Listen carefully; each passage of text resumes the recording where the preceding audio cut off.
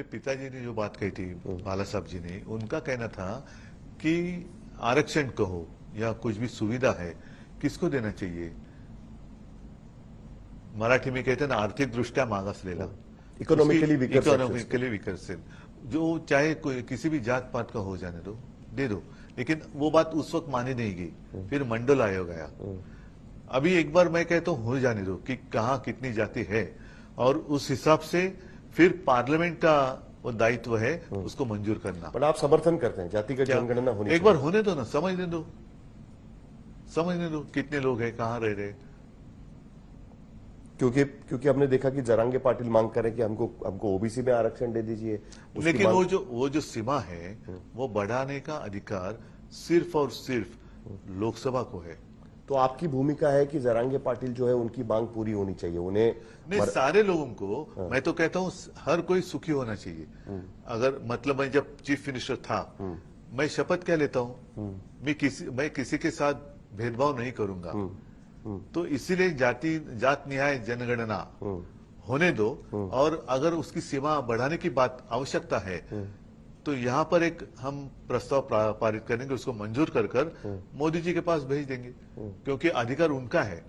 अगर वो नहीं है तो राष्ट्रपति जी के पास वो भेजना पड़ेगा, और राष्ट्रपति जी जो अपने चीफ जस्टिस है उनकी सलाह, सुप्रीम कोर्ट की सलाह से वो कर सकते हैं। नहीं, क्योंकि ये आप असेंबली चुनाव में आपका वादा इसके लिए पूछना जरूरी है कि भाई जातिगत जनगणना किस तरीके से होगी। सरकार इस जातिगत, देखो हमने ओबीसी की तो की ना, उस वक्त जो एक एम्पिरिकल डेटा वो तो किया।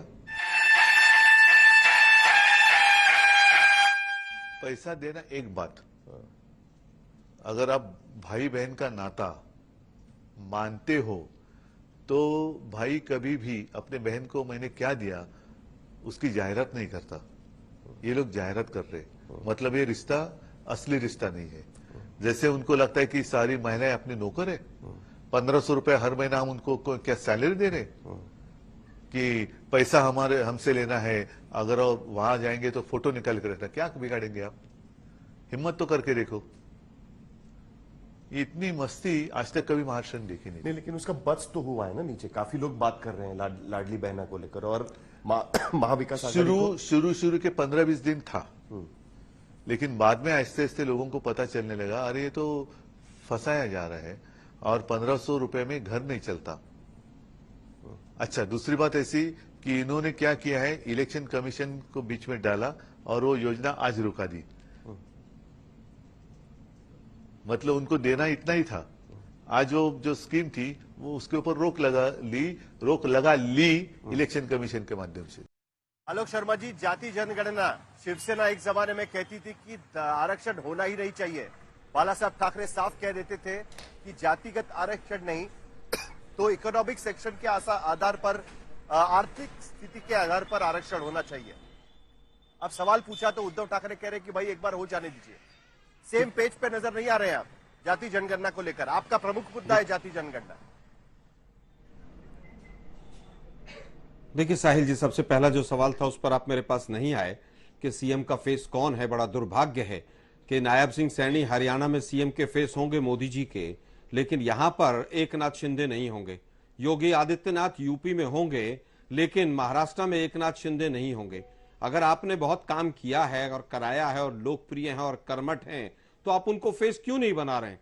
ये पूरी तरह से बताता है कि मुख्यमंत्री के मामले में बीजेपी जो है, वैसे तो उनका मुख्यमंत्री या सरकार आनी ही नहीं है, अपने पार्टनर्स को भी धोखे में रखे हुए हैं।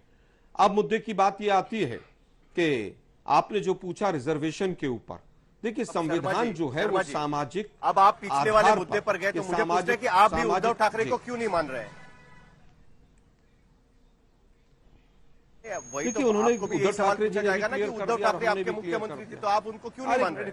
एक मिनट साहिल जी मैं उत्तर दे रहा हूं। साहिल जी मैं उत्तर दे रहा हूं ना। हमारा वो महागठबंधन का पूरा महाविकास अघाड़ी का एक फैसला है कि फेस के साथ नहीं जाना है। इसमें कहीं तो कोई दिक्कत नहीं है। अगर उद्धव जी यहां पर 5 साल मुख्यमंत्री रहे होते तो हम उद्धव जी के फेस पर लड़ते और उद्धव जी को डिक्लेयर भी करते। हमारी ये परंपरा रही है कि जो मुख्यमंत्री 5 साल तक रहा है, बड़ा इंटरेस्टिंग मुद्दा है, लड़ा जाए। चाहे पहली बार कांग्रेस से कोई कह रहा है कि हम मान जाते हैं, चाहे वो हरियाणा कांग्रेस से कोई कह रहा है। चलिए जाति जनगणना पर आ जाते हैं। यार सुनिए ना भाई, एक मिनट एक सेकंड, जाति जनगणना खत्म कर साहिल लेते जी, हैं। साहिल पहले जी एक आप बीच में बोल रहे हैं। एक सेकंड शर्मा जी बोल लीजिए। साहिल जी मैंने पहले भी बोलिए, कहा, हाँ। साहिल जी पूरी तरह से मैंने ये कहा, आज अगर हम झारखंड में चुनाव लड़ रहे हैं, जेएमएम के मुख्यमंत्री हैं, 5 साल उन्होंने काम कैसा किया कैसा नहीं किया, उन्हीं के चेहरे पर आज हम लड़ रहे हैं। आज भी हम कह रहे हैं कि अगर हमारी सरकार आती है तो वही मुख्यमंत्री होंगे। अगर यहां पर भी होते तो हम यहां पर भी डिक्लेयर करते।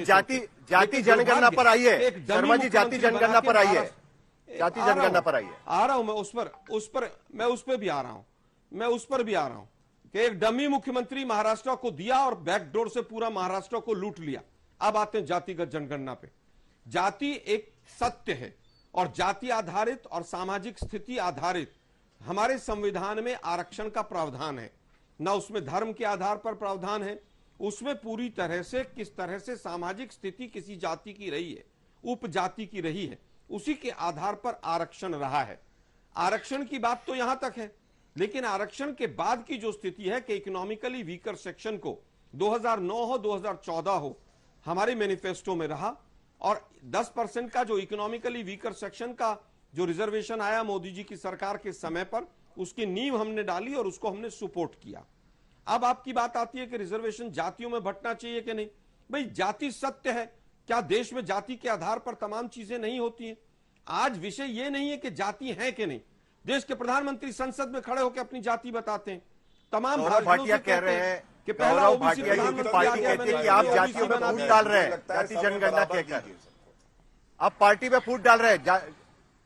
नहीं, बिल्कुल गौरव भाटिया जी आपसे जवाब चाहेंगे कि जब नीतीश कुमार करते हैं, आपके सहयोगी है, उन्होंने भी किया था जाति जनगणना, फिर कांग्रेस के जाति जनगणना को विरोध क्यों है आपका?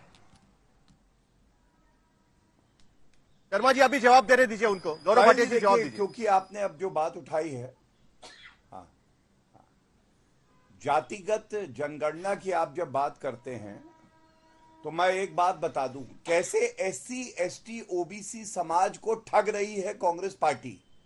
क्योंकि ये लोग तो केवल मुसलमानों को अपना मानते हैं और एससी एसटी ओबीसी का आरक्षण लो और मुसलमानों को दो। यही बात नरेंद्र मोदी जी ने भी उठाई है, अमित शाह जी ने भी। मेरे हाथ में एक वक्तव्य है, भाषण है, ये राजीव गांधी का है। जब मंडल कमीशन की रिपोर्ट पे चर्चा हुई तो उस वक्त भी इनकी सोच इतनी जहरीली थी कि इन्होंने कहा मुसलमान पिछड़े हैं, आरक्षण उनको मिलना चाहिए। ये 6 सितंबर 1990 की बात है। राहुल गांधी विदेशी धरती पे जाते हैं, कहते हैं आरक्षण को समाप्त कर देंगे। 2011 की बात है, सेंसस कराया, 3 साल की सरकार रही इनकी। इन्होंने क्यों नहीं कास्ट सेंसस सार्वजनिक किया? क्या ये आज पूछा नहीं जाएगा? क्या ये पूछा नहीं जाएगा? कास्ट सर्वे हुआ कर्नाटका में, सिद्धारमैया ने आज तक क्यों नहीं उसको सार्वजनिक किया? ये पूछा नहीं जाएगा। और अंत करूंगा एक बात कह के, जो बहुत जरूरी है। जवाब दीजिए। देखिए लड़ाई क्या है, लाडली बहन योजना, जी जवाब दीजिए। लाडली बहन योजना वर्सेस इंपोर्टेड माल योजना। देखिए मुझे लगता है कि जिस तरह से अरविंद सावंत, 3 सवाल, उद्धव ठाकरे 3 सवाल इन्होंने उठाए हैं। तीनों सवालों का मैं उत्तर देता हूँ। पहला सवाल, बीच में मत टोकिए, भाई इनको चुप मेरी बात कीजिए ना, जी, साहिल जवाब जी, यार, ले चुप लेते हो हैं। जाए तो शर्मा जी चुप जवाब कर दीजिए भाई। शांत हो जाइए। नहीं, अरे पहले जवाब दीजिए, दूसरे भी जाना है। एंकर ने 3 बार आपको चुप कर दिया, आप चुप रहिए। भाटिया जी पहले जो आपने जाति जनगणना पर महाराष्ट्र की जनता जानती है। अरे नहीं ना, उत्तर दे रहा हूं, आपके तीनों विषयों का उत्तर दे रहा हूं मैं। ये सवाल आज आप पूछिए साहिब। भाटिया जी, अरे भाई, मैं उत्तर दे रहा हूं, सुनो ना यार। जाति जनगणना पर आपने सवाल उठाए, उसका जवाब लीजिए। अरे सुनिए भाई, सुनिए ना, शर्मा जी बात जवाब दीजिए। सुनिए भाई जरा। शर्मा जी, एससी एसटी का रिजर्वेशन 15% और 7.5% अगर किसी संविधान ने दिया तो वो संविधान कांग्रेस ने दिया। एससी एसटी का रिजर्वेशन कांग्रेस ने हमेशा दिया। बीजेपी ने मंडल कमीशन का ओपनली सड़कों पर आकर विरोध किया। अब बात आती है मुस्लिम्स को रिजर्वेशन देने की। आंध्र प्रदेश में भी, अरे सुनो ना यार, अरे सुनिए ना भाई जरा, सुनिए महाराज, सुनिए जरा, अरे सुनिए ना भाई यार, क्या यार, क्या कहां से भाई आप बैठा लेते हैं करेंगे आपके लिए संविधान यार? ये हिंदू मुसलमान के अलावा कुछ आता नहीं है इनको। शर्मा जी आप जवाब दे दीजिए। इन्होंने वास्तव आप में जवाब दीजिए। खोपड़ी में भाटिया जी देखा सुन कि लीजिए। इंसान की भाटिया जी बुद्धि है, सुन बैल लीजिए। की बुद्धि है। शर्मा जी सुनो यार, और हम पूरी बात आपकी सुनिए भाई जरा। की बकवास कर रहे हैं। पहला, इंपोर्टेड माल बताने अरे यार गजब है भाई। नाना पटोले बता मैंने रहे एससी थे एसटी कि रिजर्वेशन कुत्ता का बना बताया। देंगे। दूसरा विषय वाली सोच है भाई थोड़ा फेडर डाउन यार, करिए। आदमी शर्मा जी है, की क्या बात है सुनते यार हैं, ये? हमको थर्ड इस पे भी जाना है। बोलिए। शर्मा जी जब बोल कोई लीजिए हार रहा पहले, होता बाद तो में उनके पास भी बौखलाहट जाना होती है। है, बोलिए वो शर्मा बौखलाए जी। हुए हैं। वापस आते हैं। मंडल कमीशन का खुल के विरोध किया। मुस्लिम्स को आरक्षण देने की बात, मोदी जी के तमाम वक्तव्य हैं कि गुजरात में फला फला मुस्लिम के वर्ग को मैंने दिया आरक्षण। उसके बाद अभी आंध्र प्रदेश में जब चुनाव था तो इनका जो ज्वाइंट मैनिफेस्टो था, बीजेपी और जिन पार्टियों के साथ ये लड़ रहे थे, उसमें मुसलमानों को आरक्षण की बात कही गई थी और बीजेपी के मुंह में दही जम गई थी।